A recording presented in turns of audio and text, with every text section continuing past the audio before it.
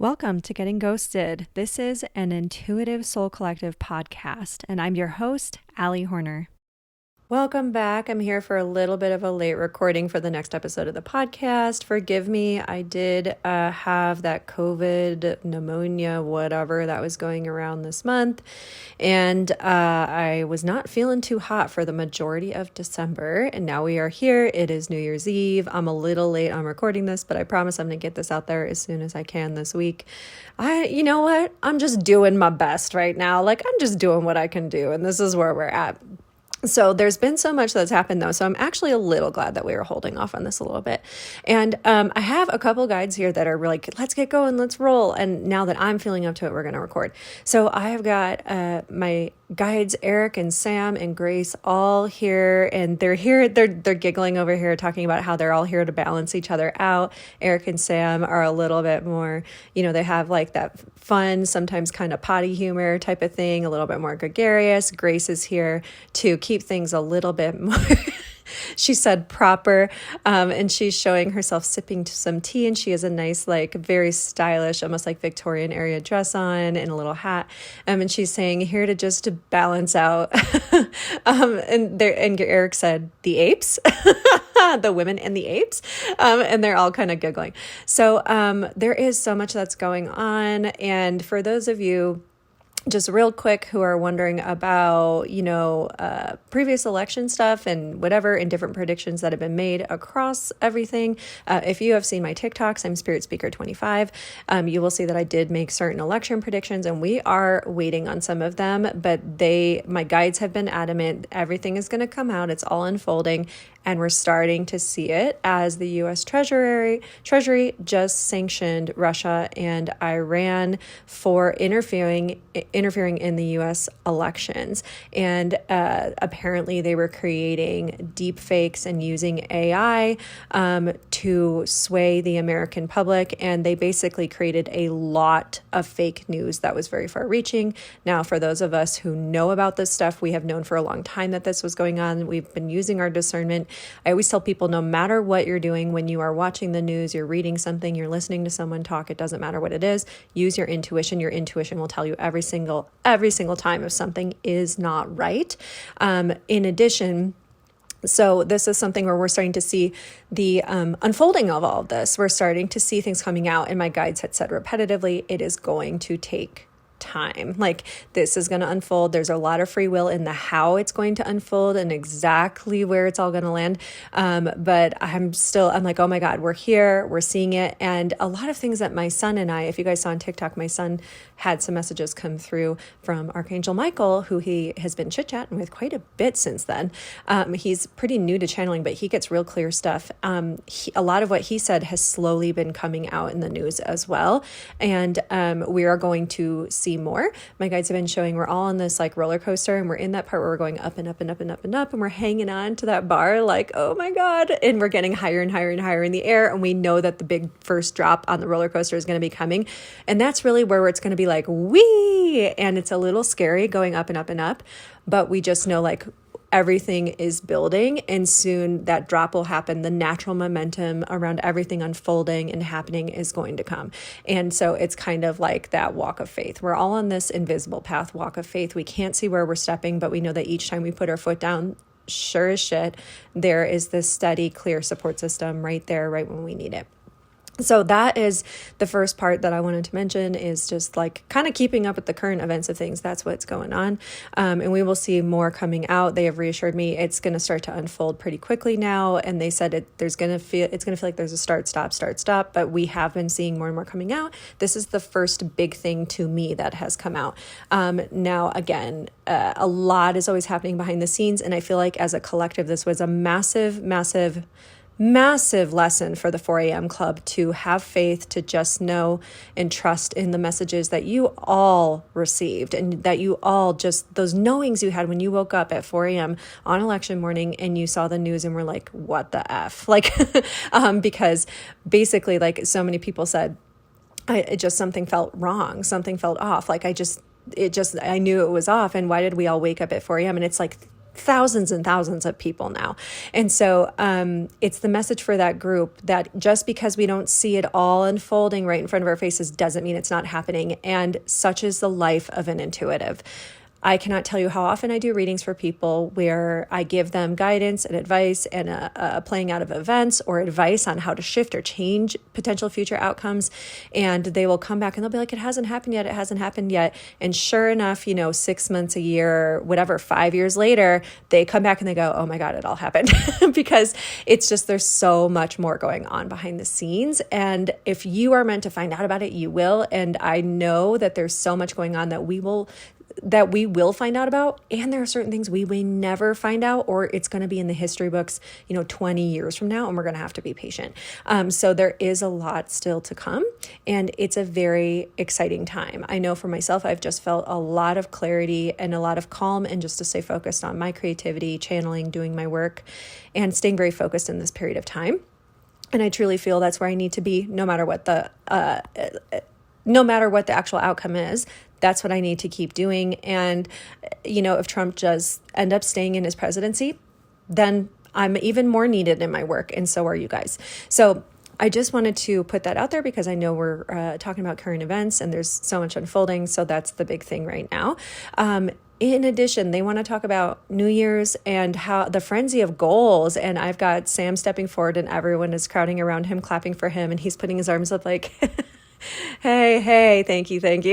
And I'm just like, I love this. So he wants to come in and he's like, yeah, so we actually created some really fun content on goals versus soul goals. Goals, and he's talking about goals being those things that we set up that are kind of like, he said it's not a bad thing to have goals or intentions, to have dreams and have plans. He goes, these are amazing things to aim for. It shows that you have hope. And that's a wonderful thing. And he's saying, but there's a difference between goals that come from cultural conditioning, societal conditioning, which is essentially like the larger collective ego. And they're born out of shame or a fear of rejection, a fear of doing wrong or being wrong, a shame of, or a fear of failure. They're always out of some sort of fear. So a lot of times the goals that come from the ego are goals that are about shoulds or avoiding some sort of negative outcome or pain. If you really think about it, you can tell which ones those are when you think about them. They might be, so sometimes people will be like, oh, I just want to move to a little cabin in the woods. And it's like, okay, well, that's a goal that people have, and people do that all the time. They move to little cabins in the woods. But where is it actually coming from? Is it coming from a need to escape something? Is it coming from a need to be free of something? Is it coming from a fear of the world? And so that may make you happy, but even if you were to get that thing, it might only make you happy for so long. Okay. It might scratch the itch and help you with some healing or recovery for the time being. And maybe it will serve its purpose. But if you're doing it just to avoid something that's going on in your head and your heart, it's probably not going to help you run from it, because you're just going to end up with yourself in the middle of the woods, which is the thing you're trying to avoid. Right. And so he's kind of saying like, yeah, exactly. Or people have vague goals like, I want to make like a boatload of money. I got to make $1 million this year. And it's like, cool. Why is that? And he's like, and people can't really tell you why. Like, it's like he's like, sometimes people have a really adequate goal. Like, it makes sense. Yeah, man, I want to get out of debt. I want to be debt free. I don't like having this looming over me. I want to have more money in my savings. I don't like not feeling prepared for a rainy day. I don't want to think about pinching pennies anymore. I want to actually live. He's like, totally valid, totally fine. So he's like, you really want to focus on feeling. We don't want to go into it trying to avoid feeling something. We want to go into it saying, hey, soul man, like, how do I tune into your soul and say, how do I get to this thing? What's actually the thing I should be aiming for if I really, really want to get to this goal? And your soul will give you the tweak or the larger vision around the bigger goal. And he goes, most of you guys are aiming so small. You got your bar so low, it literally is in hell. And he goes, and hell is a state of mind. Okay. And he's like, it is truly a state of mind when you are on earth. It is not something that is of spirit or the beyond or anything. It is a state of mind while you're on earth. And it is something that you do not need to live in if you do not choose to. Okay. And he's like, so when we're in fear and shame and anger and regret and resent, that's a facet of hell. And he's like, those are the things that make people do really difficult or hard things or bad things.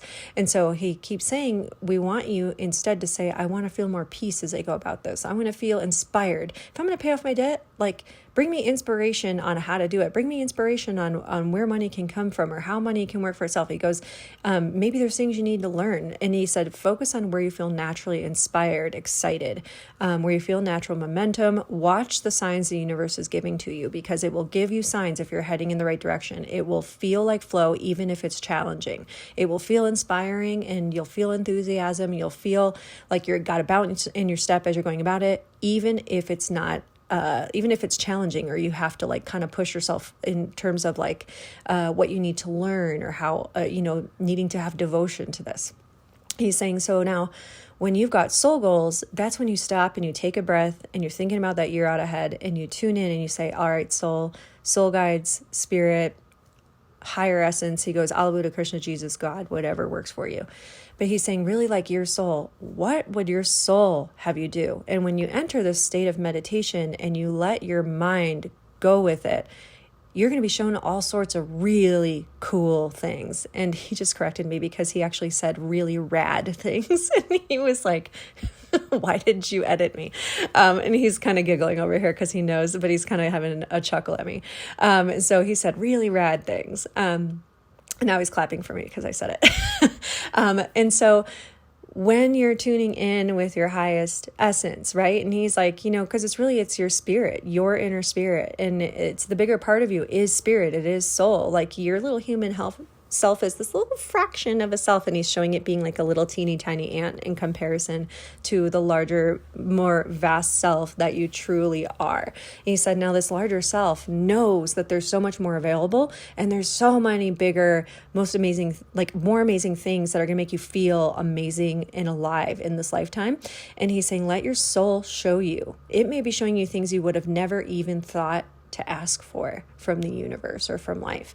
He's saying you may find yourself on your knees in tears, like, just it takes the breath away, because it is so beautiful what it might show you. And he said, and you'll also realize, wow, maybe there's some things that I've been aiming for in the past that I don't really need to aim for. He said, this is going to help you find where your natural flow and natural enthusiasm and inspiration and creativity and momentum, where your natural purpose and path is going to be for this time in your life. He said, now, when you get those soul goals and you get those images coming in your mind, or the ideas and the inspiration start to hit you over the next 24 hours or week, because sometimes they hit you over time. He said, add them to your soul goals sheet. And he said, it might help to write down the goals that are kind of more your ego goals. Here's the things I think I'm supposed to do. And then he said, and then you write down your soul goals and you notice the difference in how they feel. Ego goals are going to feel flat, or he's like a little heavy, a little bit like you got a little weight on your shoulders. There's pressure, it feels like it comes from having to impress someone or make someone happy. Or maybe it comes from a place where you're like, well, maybe at one point in my life, I thought this is what I was supposed to aim for, but like now it doesn't feel right anymore. He said, it's going to feel like you're kind of pushing a boulder up a hill, or trying to swim upstream, trying to swim against the current. It's difficult.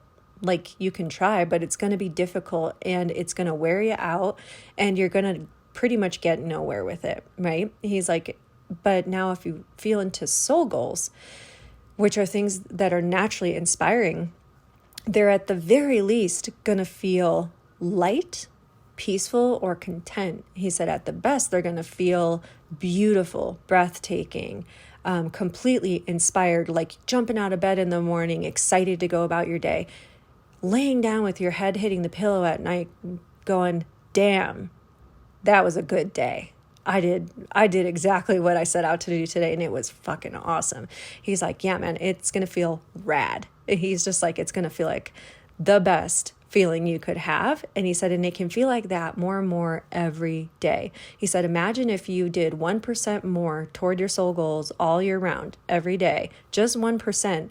How much further you'd be in the direction of having a life you actually will feel happy in by the end of the year. He said, hell, in 6 months, you could be well on your way. And so he's like, when you really think about it like that, it's going to make it easier and more delightful and full of surprise. He's like, now this is the other piece. We want you to write them down, but we want you to hold them with a light touch, which means you say, okay, soul, spirit, universe, God, whoever's up there, spirit guides, help me out with how to reach these goals and bring these soul goals, this big soul vision to life, but in the way that's going to be best and highest for me. And he said, this is going to help your mind get out of the way, because a lot of times y'all think there's only one way to go about things, and you're real narrow in your focus, and you think there's only one way to get $1 million, and there's only one way to build that house, or there's only one way to yada, yada, yada. And he goes, but you guys are so off base. So he's like, I'm sorry, but you guys are always like looking through these little horse blinders, these little teeny binoculars. He's like, it's like putting the binoculars down and suddenly seeing that there's this massive, vast landscape, and that there are so many different routes to get to the place you want to go. And he goes, and that's where you're going to find the yellow brick road. And that's like the path laid in gold. You're going to find that downstream way where there's natural momentum. You're going with the flow. You don't even got to paddle because that river's taking you exactly where it needs you to go. He's like, that's the sweet spot. That's where you want to be. Doesn't mean there'll never be challenge. Doesn't mean you won't learn anything on the way. But he's like, but you're going to look at anything that comes up as like a yeehaw, let's go. Let me at him. He's like, it's going to feel more like a game. It's going to feel like fun. You're going to feel like, of course, hell yeah, I'm here for this when there are challenges that arise. And he goes, we know that there's going to be ups and downs. There is going to be life and death and all the things in between. But the thing is, you're not going to make them mean anything about you, which means if you go through tough stuff, you're not going to attach your ego to it. You're not going to tell yourself a story about yourself because of it. If you go through the loss of a loved one or a pet or something like that, and he's putting his hand over his heart like compassion, yeah, sure, you might feel grief and you might feel some anger, but it's not going to take hold of you, and it's not going to run your life anymore, because you will remember that life is worth living, and there's so much beauty and awe and reverence here for you. And he said, in belly laughs with friends, and there's so much like beauty to still be had, and that's what your loved ones on the other side would want you to be knowing and doing, and how they'd want you to be living anyways. So he goes, we know there's going to be tough stuff too, and he said collectively and personally for each of you, but that doesn't mean that you can't still have a fucking amazing year. Now, the other thing he said is, now, if you're still feeling a little like sleepy at this time, it's still winter time, you're like, I don't know, man, I don't know if I feel like I'm in this mode. He goes, just wait until you're feeling naturally inspired around putting together a little bit of a soul goal plan. Don't force yourself in it. We're not here to pressure. We're not pressuring ourselves. That's the ego talking. We're here to say what actually feels light, inspiring, breezy, happy to me. But if you find yourself resisting it, and that means like you got a part of your mind that's going, it's not worth it anyways. Nothing I want ever comes. Who am I to even ask for these things? That's your ego trying to keep you from connecting with your soul. And you just say, okay, ego, pat it on the head. I get that you want me to stay safe. You think reaching too high is going to disappoint me in the end. I get it. I know you want to protect me. I know you're scared. I appreciate you. But I think you need to sit in the passenger seat now and let me, the higher self, kind of drive the car. Cool. I'm not kicking you out. You're not gone. And he's talking about how important it is to talk to the ego like an old friend, because it is kind of like a friend part of ourselves that's just like a little bit mad or a little bit disappointed or a little bit scared. And he's like, sometimes when we're scared, we try to keep ourselves or others safe, but it's not in a really productive way, right? Like we keep ourselves a little too safe, set the bar a little too low. We settle a little too much. And he's like, so instead, just be kind to yourself. Like, hey, inner critic, I hear you. You want me to play it safe. I appreciate that. Or you don't want me to get hurt, so you're trying to criticize me into being perfect. I hear you. You don't want me to aim higher. You don't want me to aim bigger. You're afraid we'll be disappointed. I get it. But hey, what if we just enjoy the way to these goals? What if we just say, let's get on this road trip. Let's enjoy the drive. Let's take in some good views, find some good stops on the way. And let's make a journey out of it. Let's make a game out of it. Let's make an adventure out of it. And he keeps saying, now this is a big important part of life, is look at it like it's a free flowing, open thing. It's not something where you're getting it right or wrong. Instead, say, if I couldn't get it wrong, if I couldn't fuck it up, what would I do? that's going to lead you closer and closer and closer to what your soul is actually calling for you to do. And your soul is made manifest in you. It's part of you. It is you. It's what brought you here to have the body and bring more of this love and higher consciousness to earth in every second of every day as much as you can. The more you're leaning into that soul self, that love self, you're going to create more and more of a life you love. It's going to feel more authentic, more inspired, more delightful. And even through the ups and downs of it, you're still going to feel very connected to all that is. You're going to have more natural contentment, love, and resiliency. And you're going to bring that everywhere with you in the world. And he's saying, now, as far as that goes, many of you are going to think that you are selfish for doing this. And he goes, but that's what the powers that be on your planet would want you to think, because if you're too selfish, then you're not going to do anything differently, and you're going to keep being small and scared and afraid instead of being free. And he goes, like, you are free. It's like the bird in the cage, but the cage door is open and the bird is in the cage and thinks the cage is all there is. And he's like, no, you can see the whole new world. And the song Whole New World is playing in my head. And he said, now you guys can go at any time. It's just the choice. It's choosing. And he said, this is why in a lot of our readings for you guys, where we come through Allie and other channels, and for a lot of you guys who have seen TikTok live readings or seen us channel, you know that we talk about working with the nervous system, and we talk about bringing more joy and inspiration into your lives. We talk about steering away from people that don't honor you, not doing things that don't honor yourself or your needs or your boundaries anymore. He said, this is because you will only make the world a better place by taking better care of yourself first, because if you don't take care of yourself, you got nothing to give to anyone. So he's saying one intention you can set is to focus on energy gain instead of energy drain. And he said some of y'all are gonna have to get real honest with yourselves over the next year out ahead. But if you're doing an energy gain, energy drain worksheet like the one we have in my course, and I will put it up as a download in my link tree or on my website as well.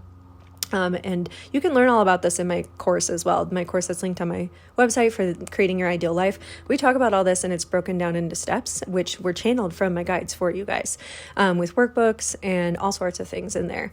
But he talks about doing all this in the course because it's so important. And he's pointing out the energy gain, energy drain worksheet. And he's like, man, that is one of the best things you can do. And he said, not to shame yourself, not to criticize yourself, but just to go, oh, you know what? Got to get back in a little more balance here. My energy gain side of my sheet's a little short. There aren't a lot of things I'm doing that are fueling me, and he's like, some of you all may realize, wow, I'm doing a lot of great things for myself, but you know what? Let's build on it. NBD. He said, and there's going to be times where you feel like you're draining yourself a little bit too much. And it's like, oh, okay, no big deal. Let's kind of like cut some of that and let's get back on track.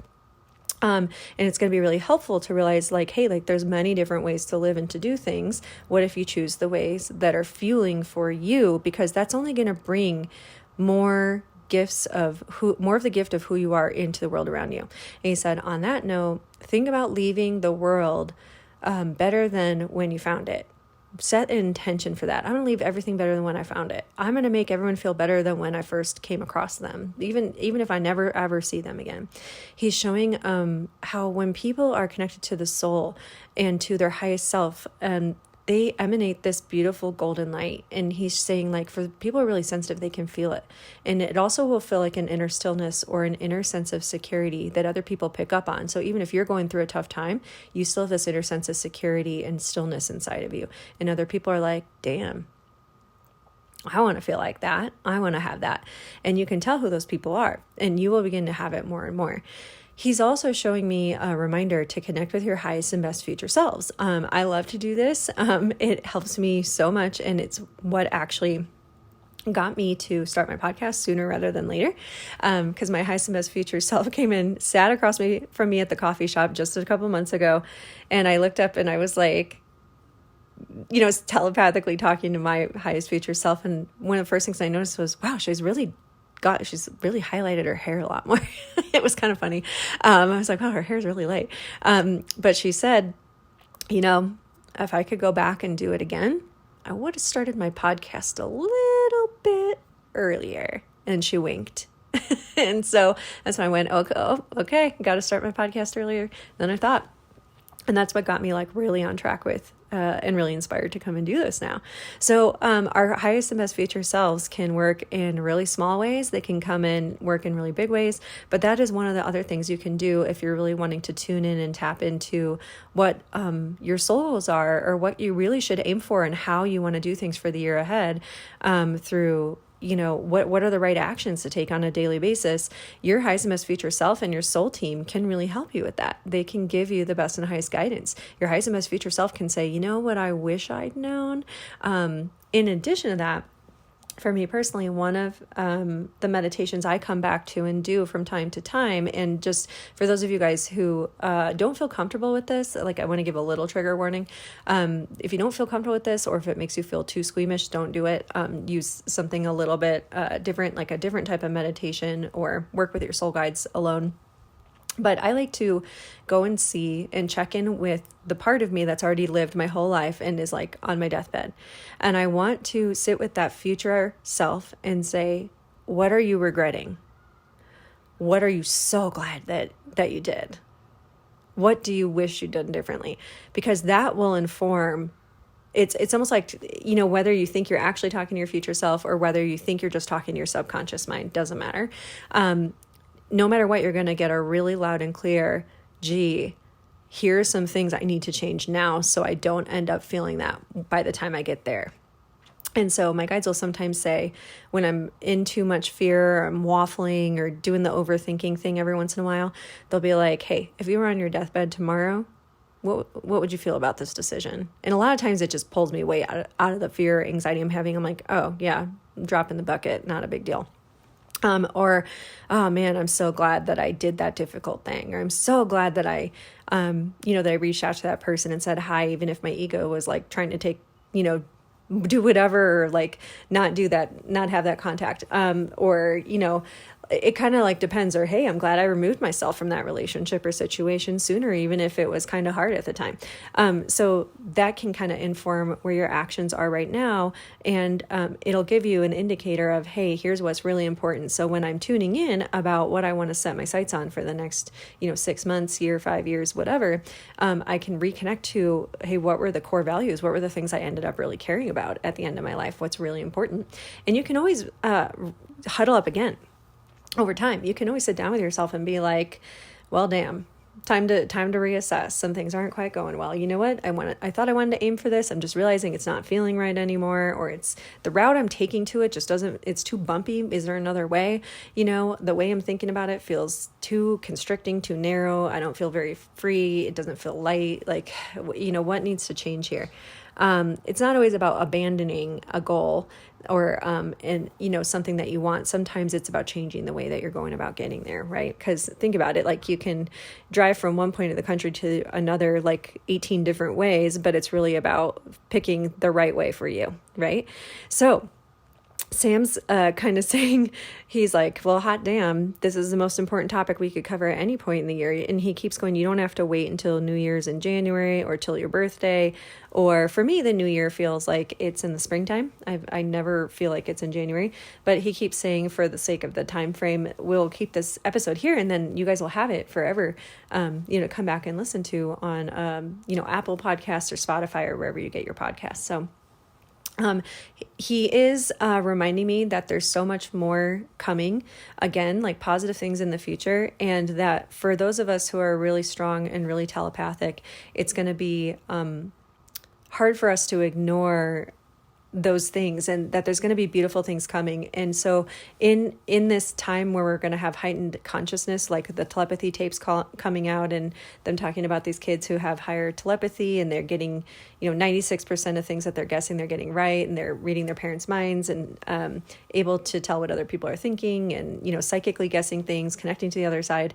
This is huge news. I mean, for me, this was like, oh my gosh, I can't believe this is coming out right now. I'm so happy about it. But my guides kept telling me there was going to be something big coming out. And it was going to be the start of the kind of like revolution of normalizing more and more of the psychic medium type of stuff that we're already doing and the channeling abilities we have.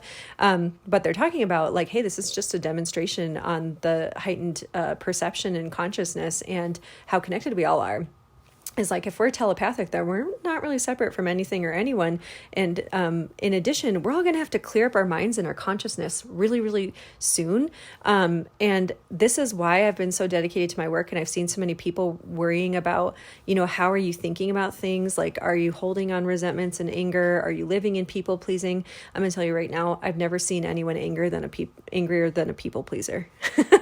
Like, honestly, they're so full of anger and fear, and almost like resent. Like, it's just this seething rage under the surface. So like, even people who are trying to do so much right, and it's like, but for who? For you? For your ego? So you feel better? Because so you can, scratch that itchy fear that you got for a split second, just for it to come back. And it's like putting a Band-Aid over a really large wound that's getting infected, and just trying to Band-Aid over it over and over. So they're talking about how all these little things, when you got more and more kids that are going to be born, which we have been talking about for years, but in the future, we will have entire generations born telepathic and highly sensitive and very attuned to the other side and to the people around them. And you won't be able to hide anything from them. And so your negativity, and this isn't to emotionally bypass yourselves, but it's more so like, hey, like, really get to the root of what's going on with you. These kids are going to be so sensitive, they'll know, and it will impact them. And in addition, these kids are the demonstration of our connectedness to all that is. And because if we are not separated by our bodies, like if we can connect to each other's minds, then we're not really separate at all from any being or anything. This is opening up a whole new can of worms around consciousness. And it's really interesting because my son has even said, Mom, in the future, I'm going to study things like this. We're going to be looking at things like this, and I'm going to study it. And that's something I'm going to be doing. And I was like, how flippin' cool. So they are talking about this rise in awareness of the consciousness, which has already existed. So like psychics, mediums, channelers already know about this stuff. We've known that kids with autism and nonverbal, people are very, very, very telepathic and intensely smart and intelligent. But we've also known there's a disconnect between, their consciousness and their ability to speak. And that doesn't mean that they're not there. It doesn't mean that there's something wrong with them. They're actually very heightened in terms of their frequency, and their energy looks very, very different, but they are very telepathic. They're very aware. They're very psychic. And many of them are mediums, and they talk to the other side because the other side is right here, and they communicate telepathically as well. So they're talking about this shift in consciousness in terms of the learnings around these things, and how important it was that these learnings and this proof is coming through from kids who are nonverbal and autistic. And they are saying that this is going to be a big part of the future generations and things that are coming. And we are already seeing the rise in neurodivergencies being diagnosed. So we're headed in that direction. We have been talking about this for 10 years. Like, they're like, we've been talking about this for a long time, but through me, they've been talking about it for the last 10 years.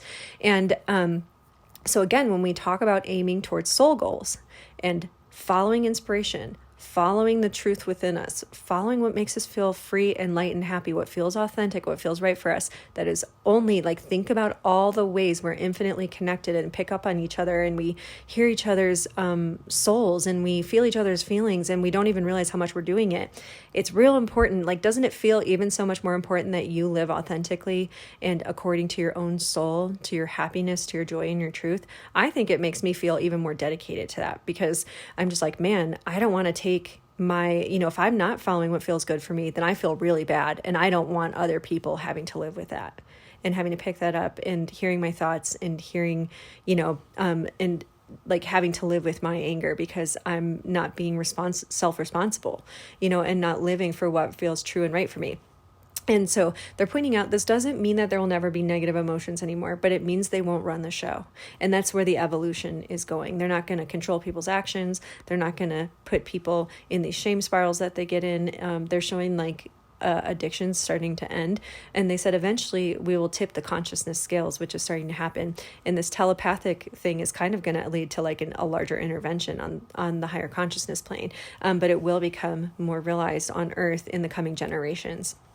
Because again, they will be so sensitive and so intuitive and so telepathic. It will be hard to ignore. They're going to know all the time. So it's a very important thing to recognize that this is a really wonderful time coming. And they said, now, if this is kind of worrying you, Like, you're like, uh-oh, I don't want people to know everything I'm thinking. That's a little signal to maybe clean up your side of the street a little bit. And they're pointing to tapping on their temple, like, what's going on in your head and your heart? Where do you need to be more honest with yourself? Where do you need to, kind of like, hey, I got some stuff going on. I want to start to clean this up little by little. They said, again, don't be the inner critic. Don't let it eat you alive, but like more of a, hey, like, I hear you, inner critic. We got to do some things, or, the part of myself that's angry or ashamed or whatever. We got to do some more things that make us like feel more whole, more healthy, more authentic, more bright, more alive every day in every way, little by little, 1% more every day. It'll add up over time. All right. Sam is clapping. He goes, Allie's going to lose her voice if she talks too much today. And my other guides are over here bowing and lending their balance and serenity into the group. Grace is over here sipping her tea, pointing out that I could use some tea for my vocal cords. They've been really trying to help me because often I do so much talking for my work as a channeler and a psychic medium that I do tend to lose my voice. And so she's hinting that I should go sip some tea. And she said, and sit in serenity and peace and enjoy the love that is of the world. And she's pointing out my kiddo, who I'm going to go hang out with as well. Thank you guys so much for listening to the podcast. Again, I do have my Patreon group open just in case anything happens to the tiki-taki. You will be able to find me on my Patreon. It's linked in the bio, and it's the Intuitive Soul Collective LLC Patreon. In addition, I have my podcast and I have my website, intuitivesoulcollective.com, where you can find the Ideal Life course that I mentioned. It helps you break down your soul goals into 5-year, 1-year, 3-month, and daily goals that help you also connect with your future highest and best self and tune into your intuition more and more. So there is a little bit of helping you with your intuitive and psychic ability in that course. It's meant to be done in whatever way you need to do it. It's kind of a do on your own course. So you can do it all over the course of a weekend with a bunch of your friends. Or you can do it, each of the lessons spread out one per week. Or if you need to take more time with one lesson than another, you can spread it out however you want. You will always have access to it. So you can come back to it over and over again and do it in whatever way works best for you. So that's on my website. And I also have some other cool stuff on there that I'm going to start putting out, like an intuitive journal and planner that I'm really excited about, and some other cool classes and projects. So I feel like that's it for today. Thank you all for coming.